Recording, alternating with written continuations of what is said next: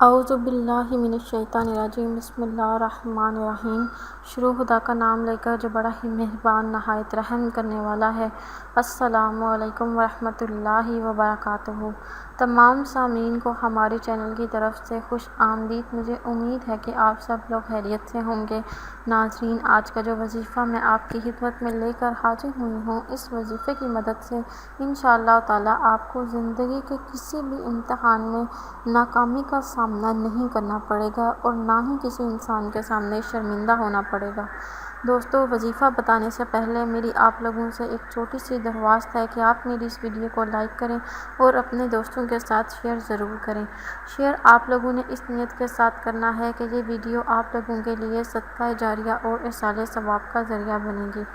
ہو سکتا ہے کہ آپ کے ایک شیئر کرنے کی وجہ سے کسی انسان کی بہت بڑی پریشانی اور مشکل حل ہو جائے۔ اللہ کے فضل سے کسی بھی امتحان میں انہیں ناکامی کا منہ نہیں دیکھنا پڑے گا۔ جو افراد شعبہ صحافت سے وابستہ ہیں یا درس و تدریس کا کام کرتے ہیں یا کوئی بھی ایسا کام جس میں دماغی مشقت بہت زیادہ کرنی پڑتی ہو، وہ صبح و شام اس عمل کو کریں۔ اللہ تعالیٰ انہیں ذہنی سکون عطا فرمائیں گے اور کام کو آسان بنا دیں گے۔ یہ عمل رات کو بستر پر لیٹنے کے بعد اور صبح اٹھنے کے بعد کرنا ہے۔ وظیفہ یہ ہے کہ آپ نے آخری تینوں کل ایک مرتبہ پڑھ لینے ہیں۔ اس کے بعد تسبیح فاطمہ یعنی سبحان اللہ 33 مرتبہ، الحمدللہ 33 مرتبہ، اللہ اکبر 34 مرتبہ پڑھنا ہے۔ اس کے بعد آپ نے کلمہ چہارم 1 مرتبہ پڑھنا ہے اور آیت الکرسی اور اس کی اگلی 2 آیات سمیت آپ نے پڑھنا معمول بنا لینا ہے۔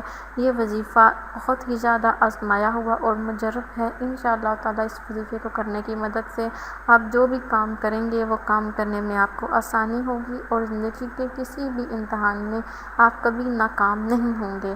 دوستو، اگر آپ کو یہ وظیفہ پسند آیا ہے تو کمنٹس میں اس کا اظہار ضرور کیجیے گا۔